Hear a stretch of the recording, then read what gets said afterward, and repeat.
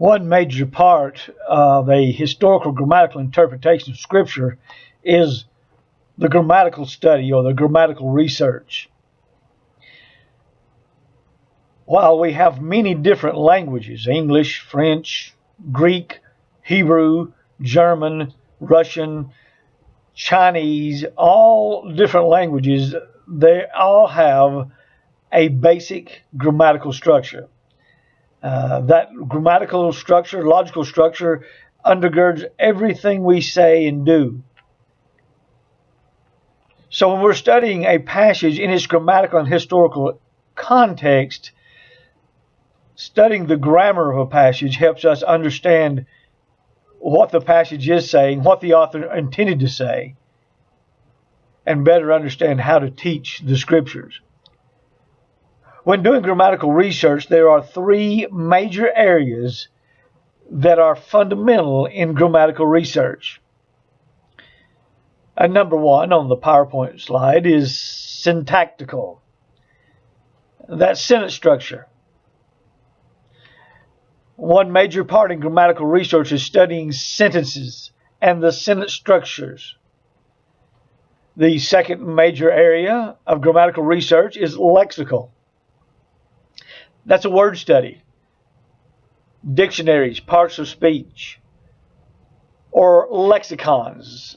Lexicon is just another word for dictionary. The third area of grammatical research is a morphological study. Morphology is how words change. For instance, I ran home, or I am running home. Running changes to ran, or ran changes to running. There's a morphology. The word changes as we talk about its tense, its voice, its mood. So there's a change in the word, and that's a morphological study. So if you just put keywords beside these three areas, syntactical equals sentence, lexical equals dictionary or word study, morphological equals the study of change, word changing. So sentences, dictionaries, and changes. Sentences, words, and word change. Those are the three major areas in grammatical research.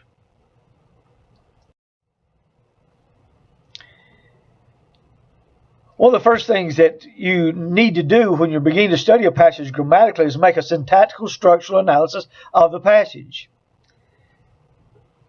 In other words, that's breaking the particular passage you're studying down into a grammatical or a syntactical structural analysis.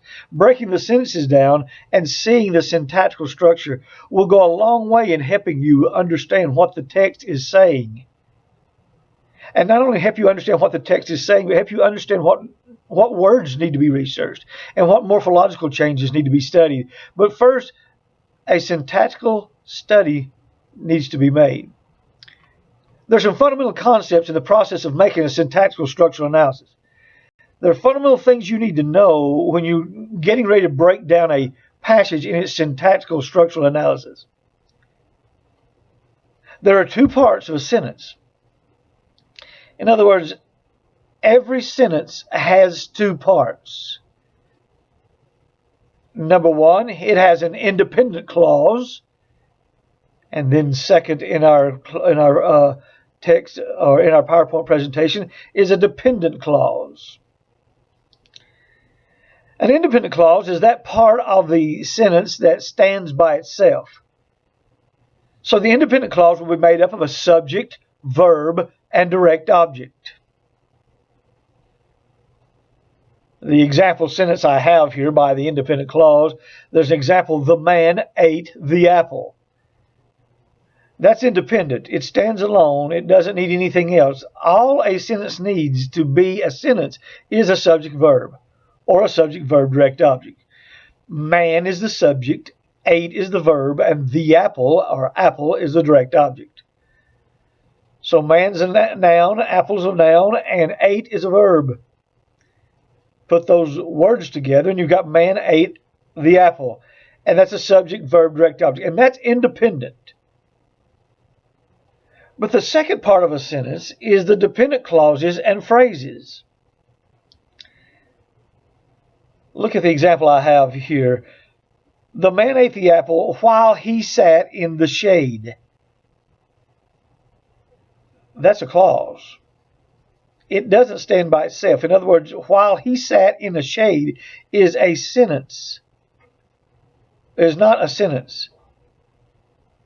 In other words, you'd never say, while he sat in the shade. No, that's a clause that goes with a sentence. In fact, that clause is modifying the man ate the apple. In fact, particularly, it's modifying the adverb ate, telling when he ate.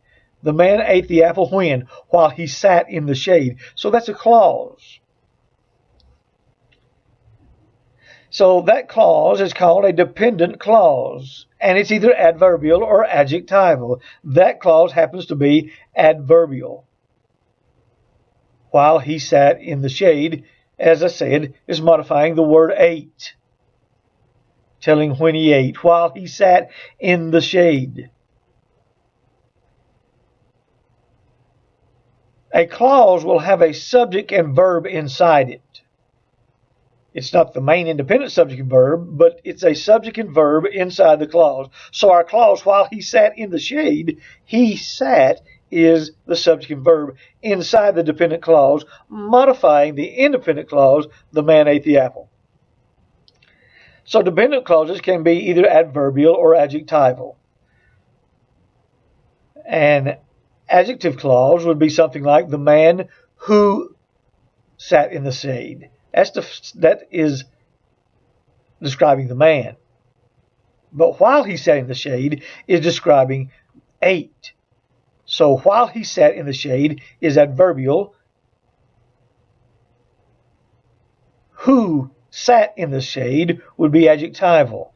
So there's two types of dependent clauses, adverbial and adjectival. Dependent clauses or clauses have subject and verbs inside them. But there are also dependent phrases. For instance, in the shade, in our clause, while he sat in the shade, the phrase in the shade doesn't have a subject and verb in it. It's a phrase by itself, and it is an adverbial phrase telling where he sat, because adverbs answer when, where, how, and why.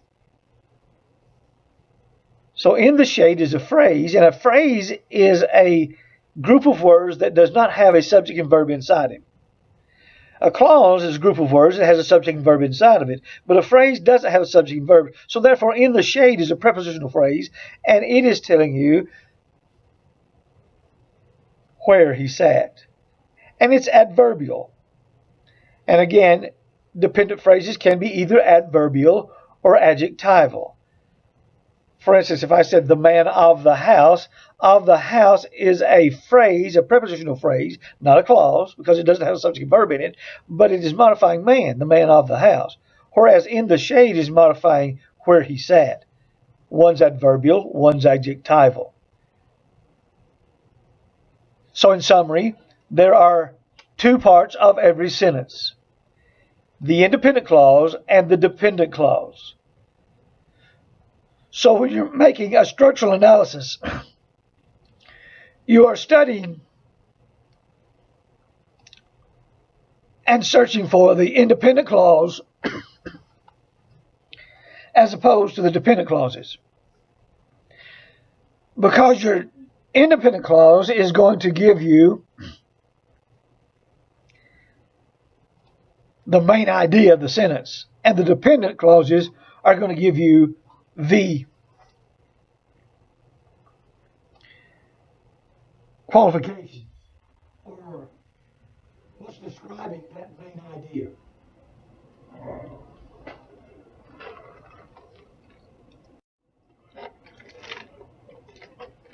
Now, in this frame, let's begin to do a structural analysis of Romans 1:14 through 18. Read with me the verses on the PowerPoint of Romans 1:14 through 18. Paul said, I am a debtor both to the Greeks and to the barbarians, both to the wise and to the unwise. So as much as is in me is, I am ready to preach the gospel to you that are at Rome also. For I am not ashamed of the gospel of Christ, for it is the power of God unto salvation to everyone that believes, to the Jew first, and also to the Greek. For therein is the righteousness of God revealed from faith to faith, as it is written, the just shall live by faith.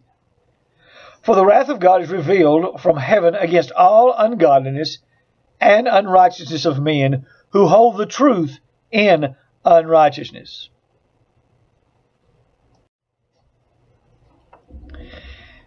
Now, let's work on a syntactical structural analysis of this passage. The words I am a debtor is an independent clause. Subject I am, verb, a debtor. Paul is telling you that he is a debtor. Now, to what is he in debt, or where is he in debt? Well, there are three phrases here that tells you who he's in debt to. Both to the Greeks, prepositional phrase, no subject and verb inside it, but it's adverbial, modifying who Paul is in debt or where Paul is in debt. Both to the Greeks and to the barbarians, another phrase, and both to the wise and to the unwise. So Paul is giving us who he's in debt to. The Greeks, the barbarians, the wise, the unwise. And there is the main subject and verb. And then you have the adverbial phrases, the dependent phrases that are modifying debtor. Now there's another subject and verb in this paragraph. Paul also says, I am ready to preach the gospel to you. Now, I'm only going to break this down in the level of clauses and at this point, and I'm not going to break it down into all the prepositional phrases and infinitives. But Paul says, I am ready. He's ready to preach. Well, how is he ready? Well, there's a phrase there. So as much as in me is. That's how much Paul's ready. That's modifying how he's ready. As much as in him, he's ready.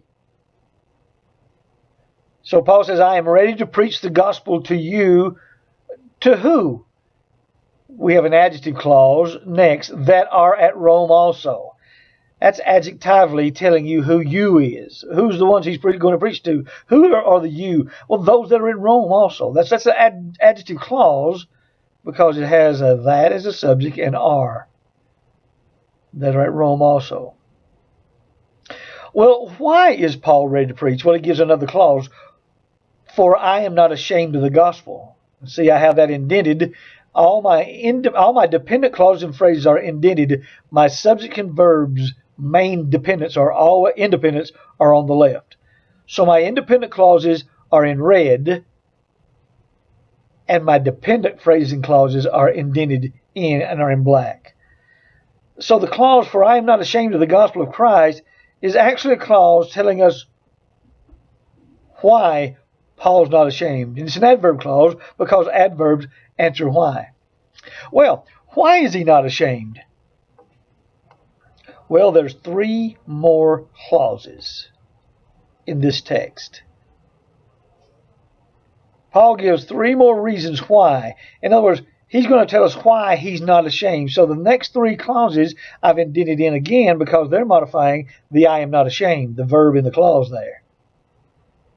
And they're adverbial because they are asking why he's not ashamed. So why is Paul not ashamed? Well, there are three reasons why in these adverb clauses.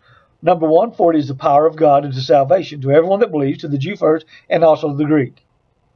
First reason why. Second reason, for therein the righteousness of God is revealed. How? From faith to faith, as is written, the just shall live by faith. The third reason why Paul's not ashamed of the gospel is for the wrath of God is revealed from heaven against all ungodliness and all unrighteousness of men. So you have three basic reasons why, and those clauses are modifying basically why Paul is not ashamed of the gospel.